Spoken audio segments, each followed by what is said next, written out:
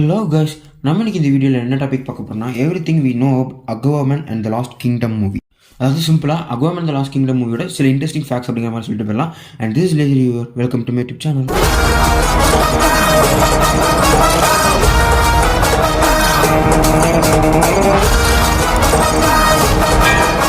இப்போ நம்ம video start பண்ணிடலாம். ஃபஸ்ட்டு அக்வாமன் 2 பட்ஜெட்லேருந்து போயிடலாம். அக்வாமன் 2 பட்ஜெட் பார்த்தீங்கன்னா கிட்டத்தட்ட 215 மில்லியன் சொல்கிறாங்க.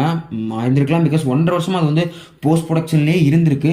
அண்ட் இது வந்து கிட்டத்தட்ட அஃபிஷியலி கன்ஃபார்ம் பண்ணிக்கிற மாதிரி சொல்லிடலாம். அண்ட் இந்த பிரேக் இவன் பாயிண்ட் பார்த்தீங்கன்னா 400 மில்லியன் தொட்டா பிரேக் இவனா, 500 மில்லியன் எடுத்தால் ப்ராஃபிட்டபிள்னு சொல்கிறாங்க.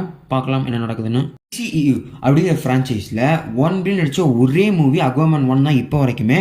ஸோ ஏகப்பட்ட மூவிஸ்க்கு 1 பில்லியன் அடிக்கிற பொட்டன்ஷியல் இருந்தாலும் அந்த மூவிஸ்ல 1 பில்லியன் அடிக்கல. அதுக்கு முக்கியமான காரணம் வேற யாரு? சொன்னேன் இவனெல்லாம் கூட்டு வராதுன்னு. நான் வேண்டாம்னு சொன்னேன், இவன் தான். நானும் வேணாம்னு தான் சொன்னேன், அவன் தான். நானும் வேணாம்னு சொன்னேன். யாரு? நான் தான். WB தான். நான் அவனை தான் சொல்லுவேன், வேறு எந்த ரீசனும் இல்லை. ஸோ இப்போ அக்வாமன் 1 நான் இன்னுமே இன்ட்ரெஸ்டிங்காக மாற்றினது என்னன்னா 2015 DC நியூ 52 சம்மந்தப்பட்ட ஒரு அனிமேட்டட் மூவி வந்துருந்துச்சு, ஜஸ்டிஸ் லீகோ த்ரோன் ஆஃப் அட்ராக்ஷன் சொல்லி. ஸோ அதில் இருந்தக்கூடிய ஸ்டோரியை சிமிலர் எடுத்துக்கிட்டு சில விஷயங்களை இன்ஸ்பயர் பண்ணி கொஞ்சம் மாற்றி அமைச்சு ஃபேன்ஸ் கேட்ட மாதிரி கொடுத்துருந்தாங்க. ஸோ அதனால அந்த படத்தை ஃபேன்ஸ் கொண்டாடி இருந்தாங்கன்னு சொல்லலாம். அண்ட் அதே மாதிரி அக்வாமன் 1 அவ்வளோ பெரிய ஹிட் ஆனதுக்கப்புறம் கூட WB வந்து உடனே 2 எடுங்கன்னு சொல்லி புஷ் பண்ணல, கொஞ்சம் டைம் கொடுத்துருந்த மாதிரியும் சொல்கிறாங்க. அண்ட் அதே மாதிரி ஜேம்ஸ் வான் வந்து இந்த ஸ்டோரியை பிச் பண்ண ஆரம்பிக்கல. ஜேசன் மமோவா இருக்கார்ல, அவர் தான் ஃபர்ஸ்ட் ஒரு ஸ்டோரியை பிச் பண்ணி அவர் அக்வாமன் சீக்குவலாக கொடுத்தா நல்லா இருக்குங்கிற மாதிரி சொல்லிட்டு இருக்கு. அண்ட் அவர் இந்த ஸ்டோரிக்காக கிரெடிட்டும் ரிசீவ் பண்ணியிருக்காரு. ஸோ இது வந்து இந்த அக்வாமன் 2 மூவி நம்ம ஜேசன் மமோவை 6th person to receive writing credit for comic book super ஹீரோவாக மாற்றுது.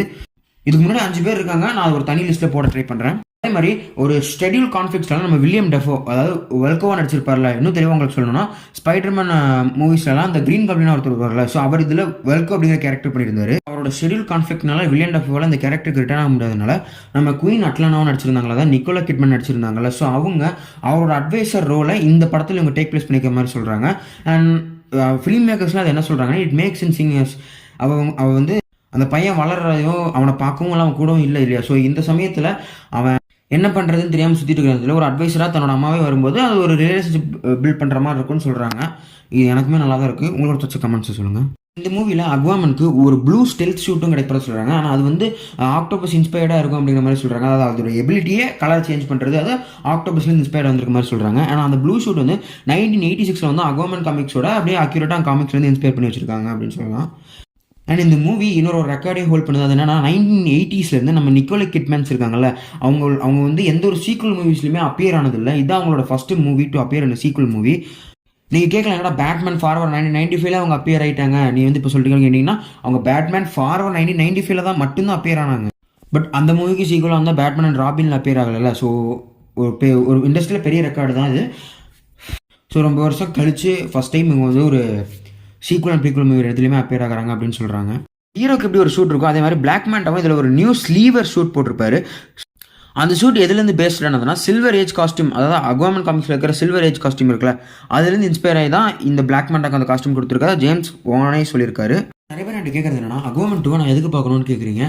ஸோ சிம்பிளி நான் என்ன சொல்லணும்னா, இது ஒரு super hero movie and comic கிரியேட்டிவாக எடுத்துருக்காங்க. ஜேம்ஸ் வானோட நல்ல படம் தான். ஜேசன் மாமாவாகவே பார்க்கலாம். இந்த மூவியோட வெர்டிக் ஏதாவது ஹிட்டா ஃப்ளாப்பா அப்படிங்கிறத பொறுத்து தான் ஜேசன் மாமாவா அக்வாமேனை கண்டினியூ ஆவாரா மாட்டாங்கிறதே WB முடிவு பண்ணி நம்மளுக்கு சொல்லுவோம். ஸோ இந்த மூவி ஒரு ஃப்ளாப் ஆயிடுச்சுன்னா கண்டிப்பாக அவர் கண்டினியூ ஆக மாட்டாங்கிறத நம்ம முடிவே பண்ணிடலாம், நம்ம சொல்ல வேண்டிய அவசியம் இல்லை.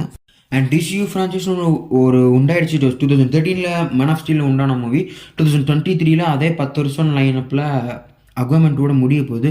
ஸோ ஒரு எண்டிங்கில், ஸோ இந்த எண்டிங்கை பார்த்து சப்போர்ட் பண்ணுங்கிறது தான் என்னோட ஒரு பாயிண்ட்டாக எடுத்து வைப்பேன். இதுதான் என்னோட பாயிண்ட், வேறு எதுவும் எனக்கு தோணுனா நான் ரிவ்யூவில் சொல்கிறேன்.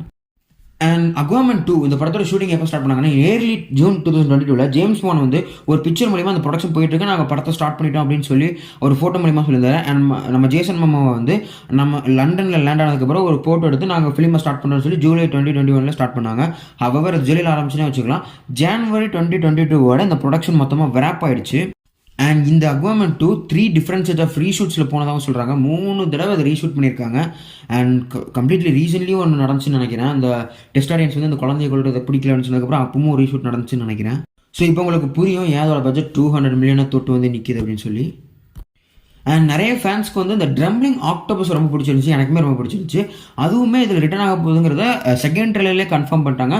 அண்ட் இந்த அக்வாமன் 2ல் அதுக்கு ஒரு சின்ன கொஞ்சம் பெரிய ஒரு 2 to 3 நிமிஷம் ஸ்க்ரீன் டைம் கொடுத்துக்க தான் சொல்கிறாங்க. அது ஃபேன்ஸ்க்கு அது பிடிக்கும் அப்படிங்கிற மாதிரி சொல்லியிருந்தாங்க.